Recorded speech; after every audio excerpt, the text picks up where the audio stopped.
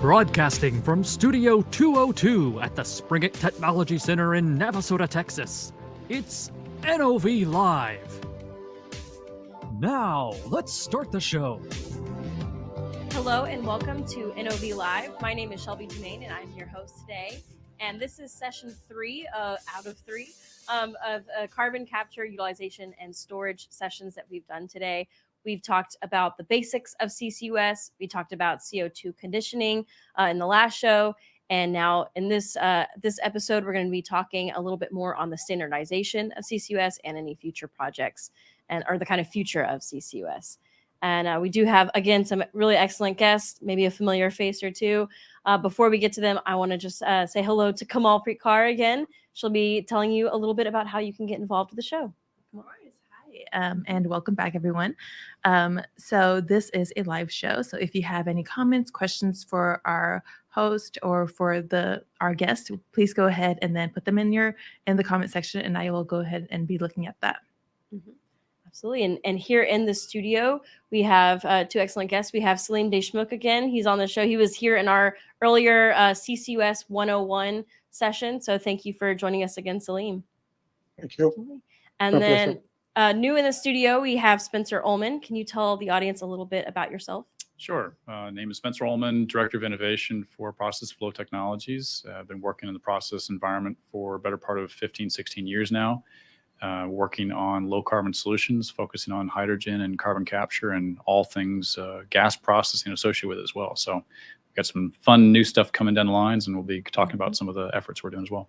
Yeah, exciting. And I know for those who had tuned in our earlier 2 sessions, we did mention standardization. It came up a couple of times, especially when we're talking about challenges or different areas of CCUS that we need to consider. So I was wondering, could you talk a little bit about the importance of standardization in a market like CCUS? Sure. And first and foremost, I think it's important to mention that CCUS is going to be a cost adder to existing systems. So we're really trying to make sure that we can control the costs and not go overboard or have specifications that are beyond expectations and things as well. There's a really great graphic from Wood Mackenzie that I'd like to kind of demonstrate here, kind of going through the costs here and talk through where in the value chain some of these costs stand. And 3 main projects on the left-hand side you can show for references between the Northern Lights and Petronova and some of the Summit projects out there. But when you look at it, most of the costs are really tied back to the capture. That depends on where you're located as far as transport costs and some of the compression that goes along with that. But fundamentally, the biggest cost driver is going to be on the capture piece. So we're really emphasizing within that capture cost where the cost structures are, and about 30 to 60%, depending upon the technology you're using, can be associated back to the CapEx. So if the cost of the equipment is high, your cost of capture is going to be high. So anything we can do to really bring that down, and where that mainly comes back down into is in the standardization. So at larger scale projects, typical projects will run fit for purpose or custom engineered solutions for a specific plant. At multiple million tons per year capture plants, that may be perfectly fine because you're really trying to optimize the OpEx side, and you've been running that plant for 30 plus years in some senses as well for utilities and such. When that gets scaled down, you don't really have the ability to scale down the engineering costs, whether you're speccing out a pump for 20,000 GPM or you're speccing out a pump for 200 GPM, it's the same engineering time to really go through and do the specifications, get the quotes, and pull those things through. So that's where the standardization piece comes in, or configuration and standardization kind of tied back in there, where anything you do to take hours out, to take the time to redo something that's already been done multiple times previously, will reduce the cost on that. So we're looking at, in the ballpark, about 20 to 30% reductions on CapEx that can tie back in there. So we're not talking 2 or 3%. We're talking substantial abilities to reduce that cost there.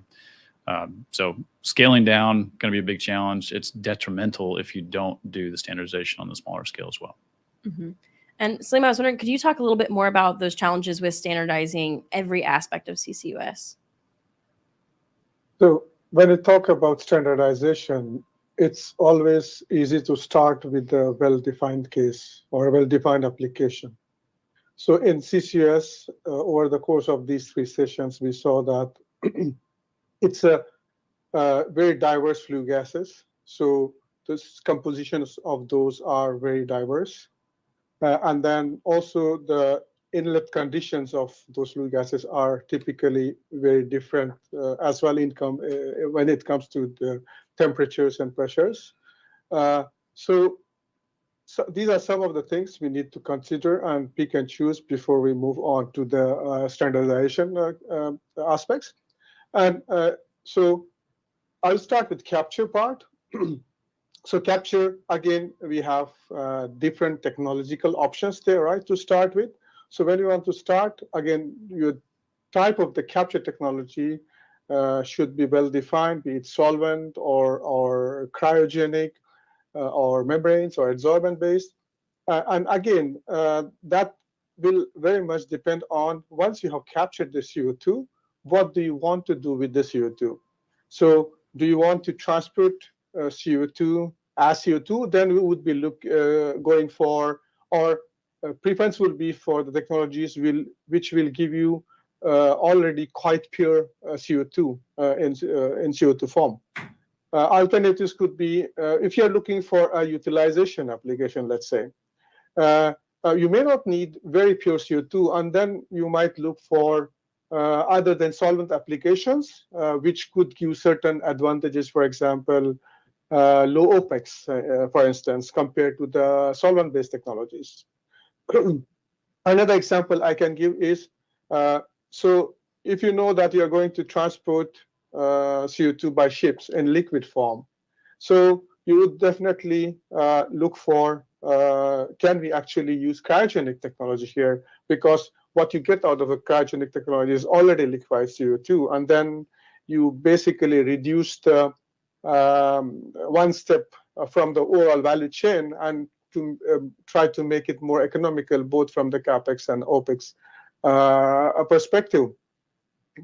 So I think these are some of the challenges, I would say. So because it's a very broad area, so it may not be very easy. So when we are talking about standardization, I think it will be important for us to focus on small scale applications. As Spencer says, those multi-million tons capture units, those will be difficult to standardize, and those will always be tailor-made.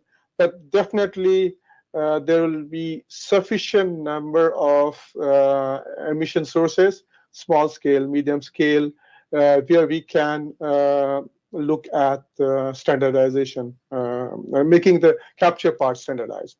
It equally applies to downstream processing, so dehydration side of the things as well. So we're also looking into that, I would say, especially for CO2 dehydration side of the things. Based on all the projects that we see in the pipeline, to some degree, we are able to standardize the things. You can always have the possibility to standardize certain things, and certain things you may not be able to standardize in the same package. So we can isolate or differentiate those things, and we can look for standardization where it is possible. Mm-hmm. And considering some of those challenges, how is NOV approaching standardization with CCUS? Sure, and kind of revert back to a graphic here. It kind of shows a couple offerings across the slide. On the left-hand side, in the upper left-hand most corner, is our Summit solution. And that's kind of our biggest end, which is still smaller than most of the industry carbon capture units or projects that have run out there. We're typically around the 400, 500,000 ton per year is kind of our top end. Above that is where you start getting into really custom, more EPC, traditional EPC type work. We're more interested in coming up with solutions that are more fit for need and fit for client use, rather than running the 5 to 7 year long EPC projects that are typical out there. So kind of starting from that, we're already lower than most of the other solutions that are out in the market or projects that have run so far.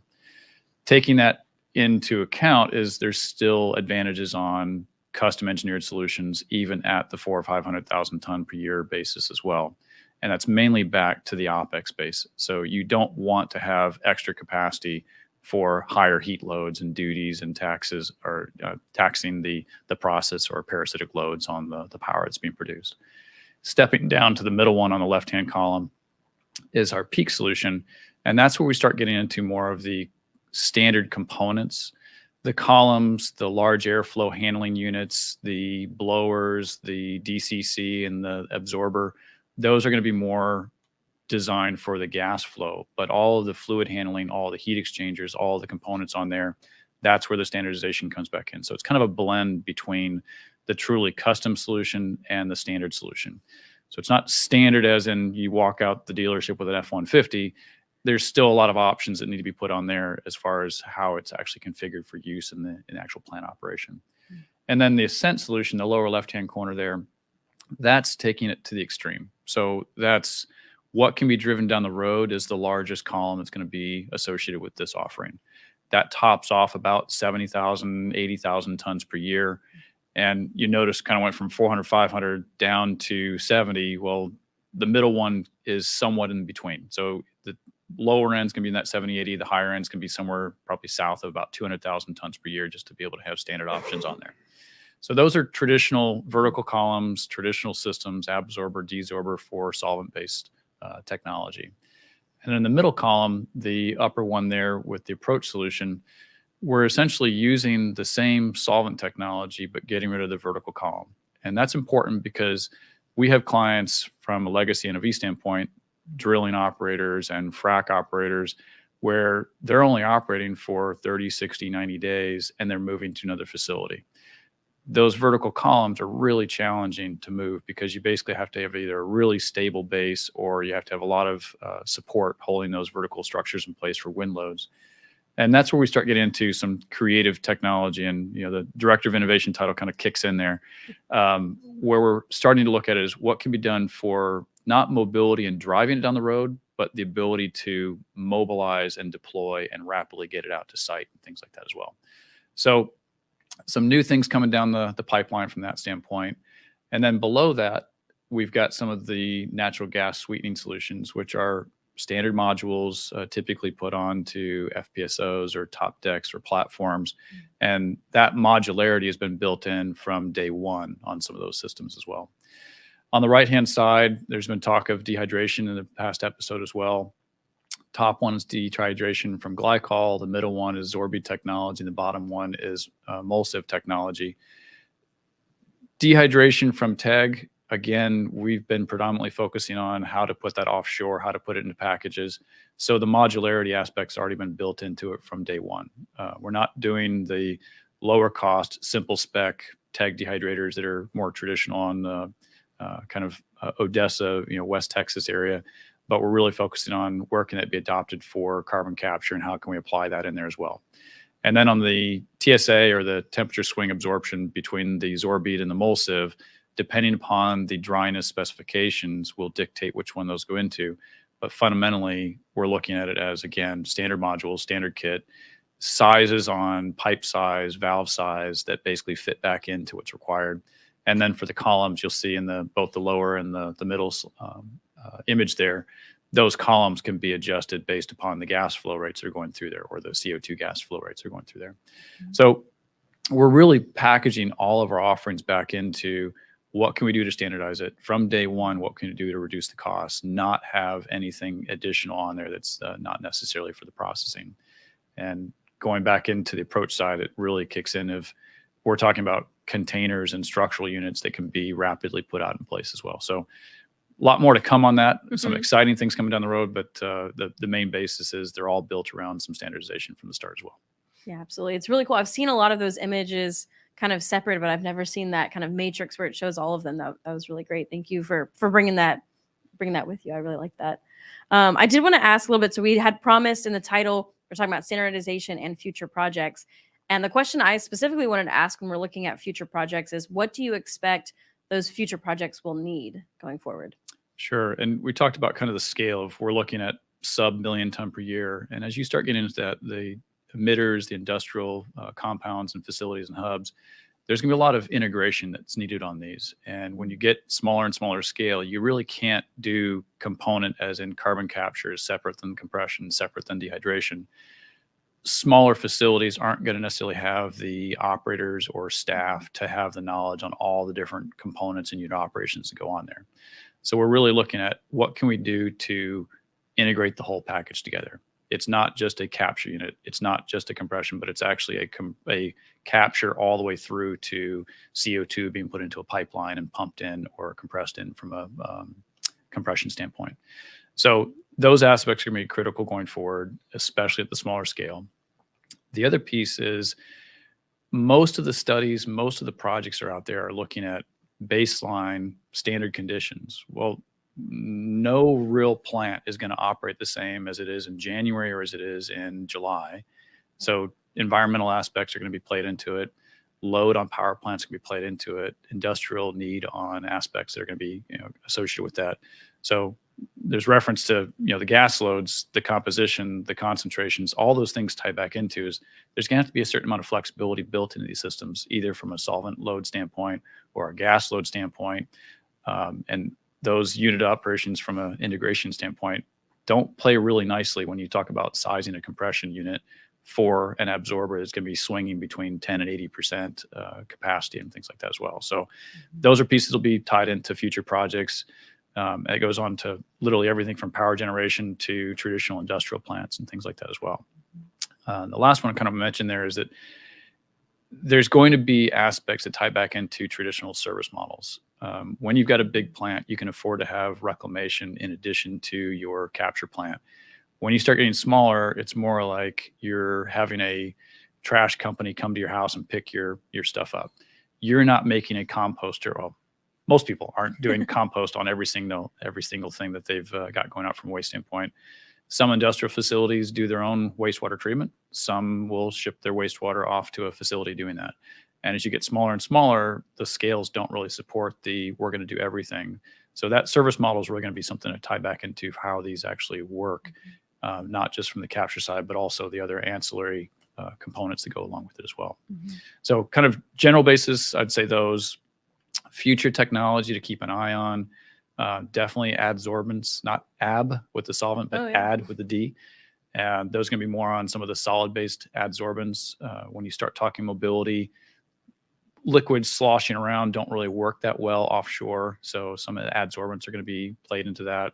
Membranes are another area that have a lot of focus right now. The challenge with them is going to be on the partial pressures or low CO2 concentrations.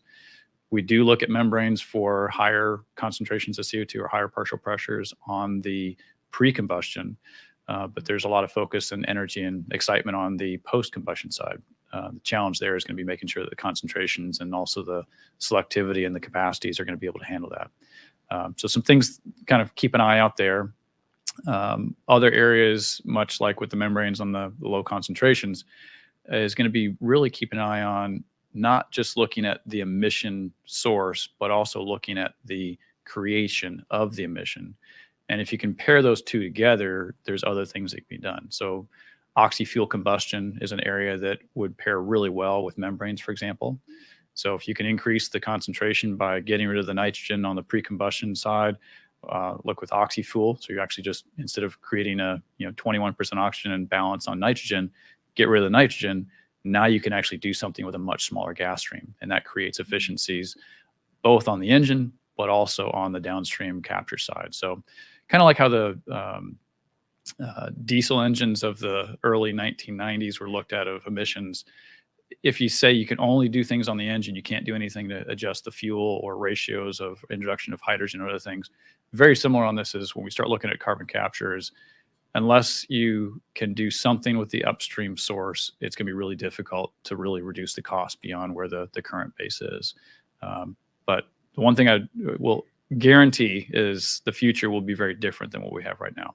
And technologies that work on large scale are going to be challenged as they get into smaller and smaller scale. So new technologies and new ways to kind of look at the full systems will be in focus. Absolutely. I'm excited to see as the time goes on, we can bring y'all back on the show, talk about new technologies, new advancements. So I'm excited for the future and to keep learning more about it. And I think it's really important that you talk about that kind of, I feel like there's a balancing act between standardization but also still having flexibility and considering different size of projects and different needs. And so I think that's a very interesting balance to have to consider. That's really great. I don't want to hog y'all too much. I do actually have a question, but I'm going to first let the audience go and take their turn. Kamal, do we have any questions from the audience? I do have one question. So in what aspect of the CCUS value chain will standardization be considered the most cost effective if there is a way? I guess I can take that one. I would start from where it's least likely, and that's going to be on the transport from the pipeline side.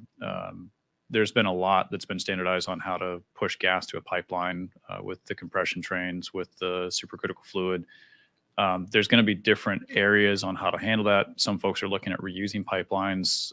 More than likely, we're going to see the mass kind of push towards specialized pipelines for CO2 transport. When it comes to where the biggest opportunity is it goes back into the carbon capture space as well. When you look at the storage, it's going to be based on geological formation and proximity. So that's kind of the secondary most challenging. But if you have the option to go to point A or point B, that's where there may be some more opportunities to take advantage of that. And then building the projects in from the start as far as having the capacity to load in additional point sources along the way. So I don't really call it standardization, but it's more smart logistical planning, I would say, on those. But for the standardization, it's absolutely back into the capture technology, all the way from the point source back into the injection into a pipeline. So compression technology still plays in, but it's kind of the upstream side there as well. Excellent. And do we have any other? Okay, before, so I wanted to make sure that I wasn't missing any audience questions.